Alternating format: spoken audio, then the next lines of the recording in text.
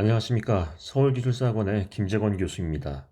자, 오늘은 유용어 정의, 이번에 이제 시작할 유용어 정의에 대한 방향성에 대해서 설명을 간단하게 드리겠습니다. 결국은 이게 이제 여러분께서 하셔야 될 그 학습 방향에 대한 부분인데요. 자, 먼저 이 부분을 한번 생각해 볼까요? 자, 여러분은 학습을 하실 때 특히 이제 기술사 부분도 얘기할 수 있겠습니다. 이해를 먼저 하시나요? 아니면 암기를 먼저 하시나요? 즉, 이해가 중요하다고 생각하시나요? 암기가 중요하다고 생각하시나요? 이건 굉장히 중요한 얘기입니다. 아니, 공부를 하시다 보면 암기가 돼야지 답안을 쓸 수 있지 하면서 암기에 대한 부분을 얘기하는데, 암기를 하다 보면은 이게 한계가 있거든요. 여러분께서 이제 가지고 계신 뇌의 용량은 밥그릇만 해가지고요. 그걸 넣으면은 망각이라는 게 있어서 이제 자꾸 까먹게 되거든요. 그래서 어떤 한계가 분명히 있게 돼 있습니다. 그런데 이 기술사 시험 같은 경우에는요, 다방면의 어떤 내용을 가지고 그 내용을 조합을 해서 서술을 할 수 있는 부분, 즉, 현장에서 발생할 수 있는 어떤 문제를 발췌하고 그 문제에 대한 현실적인 대안을 제시할 수 있는 사람이 기술사라고 한다면 그 방대한 내용을 종합 정리해서 쓰는 거거든요. 그러면 그 방대한 내용을 과연 암기가 가능하느냐 하는 부분에 봉착하게 됩니다. 그래서 여러분께서는 이제 이해가 더 중요하다라는 걸 아셔야 되겠습니다. 자, 그래서 이 내용을 보시면 학습의 순서는 이렇습니다. 이해를 하고요. 그 이해를 한 그 토대 위에서 핵심을 간파합니다. 가장 중요한 건 이거다. 자, 이거를 보고요. 이 내용으로부터 어떤 파생, 즉 확장을 하는 거죠. 내용을 더 쓴다라는 거예요. 즉, 우리가 이제 좀 쉽게 알기 쉽게 이제 얘기를 하면 알량한 지식 하나를 가지고요. 계속 확장을 해서 좀 아는 척을 한다는 얘기죠.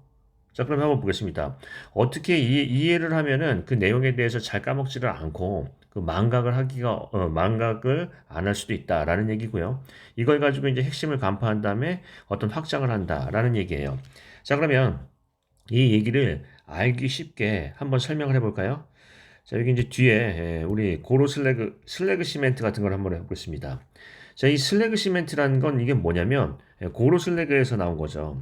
고로 슬래그를 고로 슬래그를 별도로 해서 혼화 재료로 첨가하는 것은 우리가 이제 혼화 재료에서 고로 슬래그라는 게 따로 죠. 근데 이제 고로 슬래그 시멘트는 이 고로 슬래그, 즉 우리 이제 고로 슬래그가 산업부산물로 나온 것을 시멘트 제조 과정에서 그거를 이제 1400도씨의 온도에서 이제 10시간 굴릴 때 이거 클링커에서 분쇄를 할 때 이거를 이제 첨가해서 하는 거죠.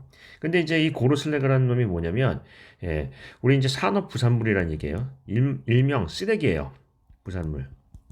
즉 우리 이제 제철 과정에서 철광석을 빼내고 철광석에서 철 성분을 빼내고 나머지 쓸모없는 석분 이런 것들을 얘기하는 거죠. 자, 산업부산물이에요. 자, 이러다 보니까 이 산업부산물을 가지고 잘게 갈아서 이제 시멘트에 섞는다는 얘기예요. 근데 이게 이제 어떤 부분이냐면 이 시멘트에 대한 부분에서 치환율이 상당히 많아요. 치환율이 상당히 높다 하는 거예요. 그러면 얘가 뭐가 되냐면 시멘트를 상당량 대체를 할 수 있다라는 거예요. 그러면 이 시멘트를 상당량 대체를 해서 강도를 2차 반응으로 낸다고 한다면 얘가 시멘트의 문제점을 해결할 수 있다는 얘기예요. 즉, 시멘트는 어떤 부분이 있죠? 일단 수화열이 크다. 그러면 시멘트를 빼버리는데 수화열이 높을 리가 있나요? 이해되시죠? 자, 그 다음에 얘가 AAR에 대한 부분이 있다. 즉, 시멘트의 알칼리 성분이 AAR에 대한 부분이 있다라고 한다면 시멘트를 많이 빼버렸는데 AAR이 잘 날까요? AAR 저항성이 있어요. 이해되시죠?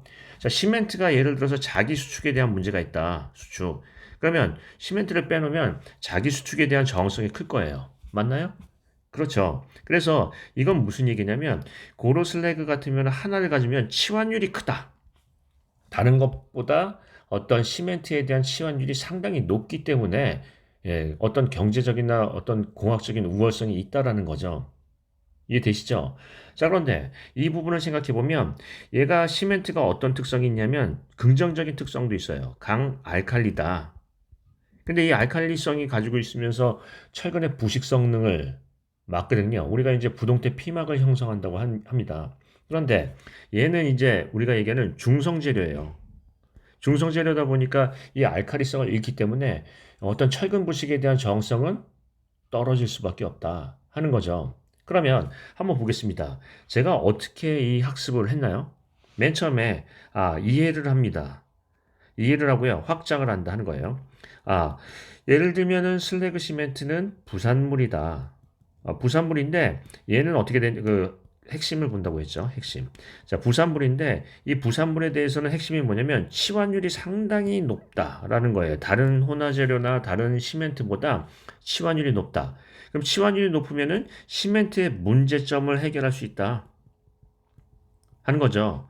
그래서 여기서부터 어떤 얘기를 꺼내냐면 치환율이 높다 보니까 어떤 문제도 있고 장점도 있고 단점이 있는데 장점 단점을 빼내서 주저리 쓸 수 있어요. 이해되시나요? 그러면 이 내용을 볼 때는 한마디로 슬래그 하면 어떤 게 떠올라야 돼요? 치환율이 상당히 높다. 이런 얘기죠. 여러분 이해를 하셨나요? 그러면 이게 어떻게 순서로 가냐면 이 내용에 대해서 이해를 하시고요. 여기에 대해서 딱 떠오르는 가장 핵심 키워드를 생각합니다. 그 핵심 키워드로부터 내용을 하나하나 풀어가면서 내려가는 거죠. 그래서 여러분께서 이제 공부하실 부분은 뭐냐면 이거를 뭐 앞글자를 따서 다 외운다. 아니면 어떤 암기 방법에 특출난 암기 방법을 도입한다 하는 게 중요한 게 아니에요. 중요한 거는 이해를 하고 핵심을 잡은 다음에 그 핵심으로부터 확장을 하는 거죠. 자, 그러면 다시 한번 보시면 이 부분을 한번 보겠습니다. 어떤 내용에 대해서 그 시험에 나올 부분에 대해서 이해를 하고요. 이 이해에서 어떤 핵심 키워드를 찾습니다. 치환율이다. 그래서 그 부분에 대해서 내용을 확장을 해서 어떤 시멘트를 없애고 대체를 하다 보니까 시멘트에서 없애서 생길 수 있는 장점, 시멘트를 없애서 생길 수 있는 단점, 이런 부분들을 얘기를 하고요. 이 단점에 대한 부분을 뭐예요? 보완하기 위한 어떤 관리 방안을 제시할 수 있겠어요. 예를 들면은 중성화가 돼서 어떤 중성화에 취약하고 철근 부식에 대한 문제가 크다면 알칼리 첨가제를 약간 넣을 수가 있겠죠. 그래서 보안에 대한 어떤 관리 방안을 제시할 수 있다 이런 얘기예요. 그러면 이런 부분에 대해서 공부를 하신다고 한다면 조금 더 공부가 수월할 수 있어요. 어떤 핵심 단어나 핵심 모식도나 이런 부분을 가지고 계속 거기 내용에서 파생해서 내용을 쓴다라는 것이죠. 그러면 이런 부분으로 다른 얘기를 한번 해볼까요? 자, 만약에 전에 이제 우리 뭐 얘기했던 부채교를 한번 보시겠습니다. 뭐 부채교도 있고 아니면은 뭐 부잔교도 있고요. 부채교도 있고 이렇게 해요. 자, 그럼 먼저 이해를 한번 해보겠습니다. 그리고 이제 핵심을 본다라는 거죠. 자, 그럼 한번 볼까요? 이 부채교는 어떤 교량인가요? 말 그대로 부유식 교량이에요. 이 몸체가 떠서 있는 교량이다. 그러면 이 교량을 한다는 이유는 뭔가요? 이게 예를 들어서 교량에 대한 부분에서 이제 교각이나 교대 이런 부분이 있는데 예를 들어서 이런 부분인데 요 교각이나 이제 기초 이 부분을 얘기를 한다면 이 비용이 상당히 많이 들어간다는 얘기예요. 이 하부 구조를 빼고 어떻게 한다? 폰툰을 예를 들어서 이제 그 어떤 폰툰식의 구조물을 해서 연결 구조를 한 다음에 이 연결 구조를 한 다음에 물 위에 띄운다라는 거죠. 띄우고 그 다음에 교대 옆에다 이렇게 해서 여기 이제 연결 구조를 해서 요 위에다 이제 뭐 슬래브를 깔든지 해서 슬래브를 연결하든지 해서 차량을 돌아다니게 할 수 있는 구조예요. 그러면 이런 부분에서 이제 아무래도 조류나 이런 여러 가지 영향에 대해서 이제 저항성을 갖기 위해 여기다 앵커를 받거나 아니면은 살짝 요철 구조로 해서 이제 말뚝에 올려놓는 구조죠. 자, 이거를 박았다. 자, 그러면 이 부채교에 대한 부분을 보시면 이해는 뭐냐면 하부 구조의 시공이 어렵거나 하부 구조를 할 때 경제성이 떨어지거나 할 때 어떻게 한다? 부유식 구조를 만든다라는 거예요. 자, 그러면 핵심이 뭐냐? 이게 가장 큰 문제점이 뭘까요? 조류나 파랑의 영향을 받아서 정온성이 떨어진다라는 거예요. 즉 울렁꿀렁한다라는 거죠. 그러면 어떤 여기서부터 확장을 하려면 정온성을 확보하기 위한 구체적인 방안 제시를 할 수가 있어요. 예를 들면 뭐 앵커를 한다든가 아니면은 우리 이제 예를 들어서 아까도 얘기했듯이 앵커를 박는 부분 말고도 이런 식으로 해서 살짝 폰툰 위에다가 요철 구조를 한 다음에 말뚝에다 올려놓는 거죠. 말뚝의 지지력으로 버티자라는 얘기가 아니라 말뚝에 어떤 횡방향력이나 하나의 거치를 하는 스타일로 한 거죠. 즉 어떤 부유력에 대한 부분으로서 부채식의 구조물에서 이 부여할 수 있는 있던 힘과 또 약간의 지지력을 가져가지고 그렇게 이제 한다는 것이죠. 물론 횡방향에 대한 어떤 지지 성능도 있습니다. 그러면 이 내용을 볼 때 맨 처음에 이해라는 것은 무엇이냐면 부채교를 얘기할 때 부채교에서는 뭐 한다? 하부 구조인 교각과 기초를 제거한 구조물이다라고 얘기를 할 수 있어요. 자, 그러면 여기서 얘기할 수 있는 부분은 하부 구조의 어떤 그 부분을 제거하다 보니까 일반적인 교량보다는 경제성이 상당히 우수하다라는 것을 이해할 수가 있어요. 그런데 여기서 핵심은 뭐예요? 정온성. 즉, 파도에 대해서, 조류에 대해서 얘가 이 구조체가 움직인다라는 얘기죠. 그래서 정온성의 확보 방안을 얘기를 꺼낼 수 있다 하는 겁니다. 자, 그러면 이렇게 이제 여기 여러분께서 이제 이 공부를 하셨다면 부채교 하면은 어떤 것들이 떠올라야 되냐면 이런 부채교에 대한 구성 요소도 이렇게 생겨 먹었구나. 또는요 정운성 이런 핵심 단어가 떠올라야 돼요. 그래야 내용을 써놓을 수 있는 거죠. 근데 많은 것을 떠올리지는 않습니다. 거기서부터 파생해서 쓸 얘기들이 상당히 많으니까 하나의 어떤 실마리를 가지고 실타래를 얽힌 실타래를 풀어내듯이 하나하나 풀어내는 것이죠. 그래서 학습은 여러분께서는 어떻게 하시는 게 좋으세요? 학습은 먼저 이해를 한 다음에 이해한 내용으로부터 많은 내용을 풀어내는 방법이에요. 즉, 여러분께서 만약에 암기를 하신다면 그 내용이 다소 얽혀서 풀어낼 수가 없죠. 이해되시나요? 그러면 제가 맨날 이제 강의 중에 버릇이 있죠. 이해되시나요? 이런 부분이 있는데 이해가 제일 먼저 돼야 될 첫 단계죠. 그러면 요번에 이제 그 토목 시공에 대한 부분에서 뉴 용어 정의에 대한 흐름은 이렇습니다. 다시 처음으로 가자면 맨 처음에 내용에 대해서 정확한 이해를 한다 하고요. 거기서 핵심이 뭐냐 하는 핵심을 단어를 찾는다. 어떨 때는 뭐 구성 요소도가 될 수도 있고, 어떨 때는 어떤 키워드가 될 수도 있고, 여러 가지가 될 수 있는데, 물론 핵심을 찾자면은 많아요. 굉장히 많은데, 그 하나의 단초를 가지고 내용을 확장한다는 얘기죠. 하나만 있으면 돼요. 그 여러 개 중에 하나. 이제 학습을 하시다 보면 그걸 알 수 있게 되겠습니다. 자, 그 다음에 그 내용을 가지고 물고 늘어져서 계속 내용을 확장하다 보면 충분하게 기술사에 대한 어떤 내용을 쓸 수가 있어요. 그리고 응용도 가능해요. 이해되시죠? 자, 그러면 여러분께서는 이렇게 하십니다. 일단은 망각을 하는 것에 대해서 두려워하지 마세요. 인간은 망각의 동물이니까 어떤 신이 준 축복이죠. 괴로운 어떤 생각도 망각을 할 수 있고, 뭐 슬픈 기억이나 이런 것들도 망각을 할 수 있으니까 그 인간이 살아갈 수 있는 거죠. 망각에 대해서는 어떤 축복이니까 여러분께서 그렇게 망각을 두려워하지 마세요. 자, 그러면 어떻게 하냐면 학습에 대해서 나올 만한 문제, 즉 우리가 이제 이렇게 얘기하죠. 선택과 집중을 한다. 즉 어떤 시험 문제에서 가장 중요한 문제, 조금 중요도가 떨어지는 것은 빼고 중요도가 있는 것은 선택을 한다는 거죠. 이 어떤 중요도에 대한 부분은 분명히 얘기하지만 이유가 있어요.